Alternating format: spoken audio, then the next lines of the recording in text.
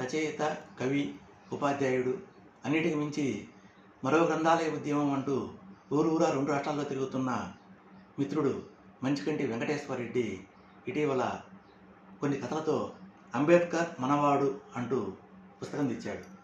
ఈ పుస్తకాన్ని ఏప్రిల్ 19వ తేదీన ఒంగోలులో ఆవిష్కరించనున్నారు.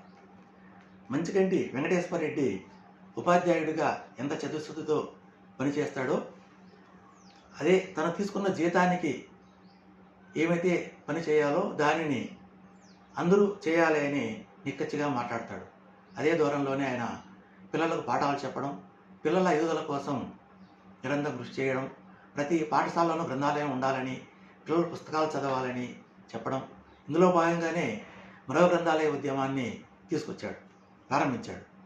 అతను 2 సంవత్సరాల పాటు వేసవి సెలవుల్లో మంచి ఎండల్లో బైక్ యాత్ర చేశాడు. తెలంగాణ, ఆంధ్రప్రదేశ్లోని ప్రతి జిల్లాను, ఆ జిల్లాలోని ప్రధాన పట్టణాలను అన్నిటినీ చుడుతూ అక్కడ ఉండే వారిని కలుపుకెళ్తూ గ్రంథాలయ ఉద్యమం సంబంధించి అవసరాన్ని అందరికీ తెలిసేలా తన ప్రయత్నం చేశారు.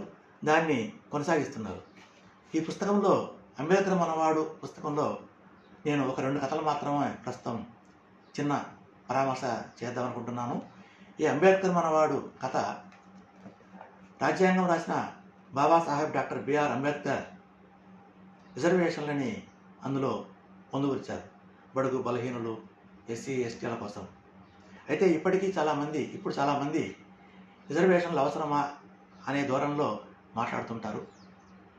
కానీ కొంతమంది రిజర్వేషన్లు ఉపయోగించుకొని వారు ఒక ఉన్నత స్థాయికి వచ్చాక దాన్ని మర్చిపోయి తిరిగి ఉన్నత వర్గాల్లాగా వాళ్ళు ప్రవర్తిస్తుంటారు. దోపిడీ, అసమానత వీటిని చూపుతుంటారు. ఇలాంటి స్థితిలో ఉన్న డేవిడ్ రాజు అనే వ్యక్తిలో వచ్చే పరివర్తన, అతను హాస్టల్ వార్డెన్గా తిరిగి పిల్లల కోసం కృషి చేయడం అనేది ఈ అంబేద్కర్ మనవాడు అనే కథలో రచయిత చెప్తాడు. అతను అంబేద్కర్ మనవాడు అనే కథని డాక్టర్ రావు రచయిత రాస్తే అంబేద్కర్ పాత్రని డేవిడ్ రాజు పోషించాలని అతను కోరతాడు. ఎందుకంటే ఇతను డేవిడ్ రాజు అంబేద్కర్ లాగా చూడడానికి ఉంటాడు. అతను మొదటిసారిగా అంబేద్కర్ గురించి ఆ నాటకం చదివినప్పుడు తెలుసుకొని తాను చేసిన తప్పు ఏంటో అర్థమయ్యి తిరిగి అతను హాస్టల్ వార్డెన్గా అక్కడికే వెళ్ళి ఉంటూ పిల్లల కోసమే జీవిస్తాడు. ఇది చాలామంది హెచ్ఎం కానీ ఉపాధ్యాయులు కానీ జీర్ణించుకోలేకపోతారు.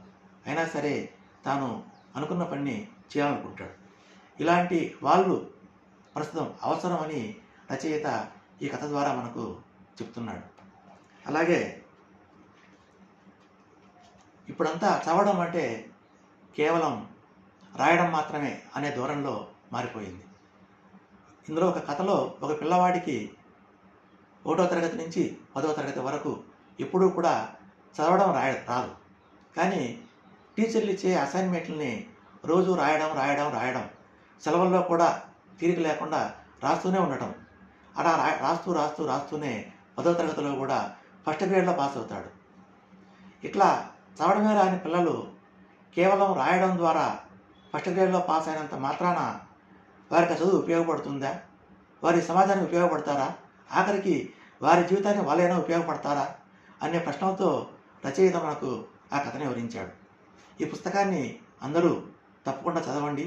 ఇది చదవాల్సిన పుస్తకం.